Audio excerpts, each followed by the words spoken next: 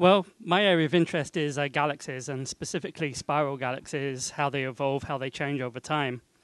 And a couple of projects I'm really involved in at the minute, one that you mentioned, supermassive black holes in galaxies.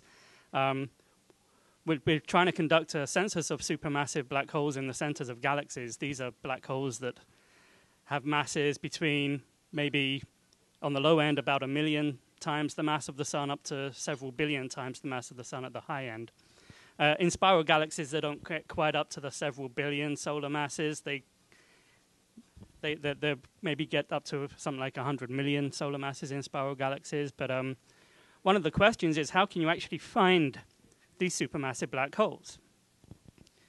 Well, it turns out that about 10% of galaxies have very bright nuclei.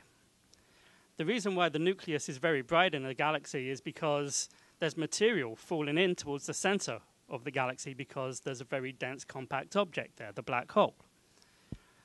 As the material falls in, it has to lose energy somehow. If it doesn't lose energy, then it can't fall in. And the way it loses energy is by giving off light, so it becomes extremely bright. And these type of galaxies, we call them active galaxies. The nuclei are called active galactic nuclei. However, that's only 10% of galaxies in the universe have these AGN.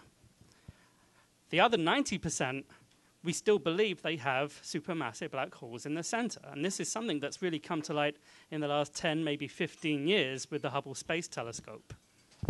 And we can see supermassive black holes in the centers of these galaxies because the stars are moving very rapidly around them.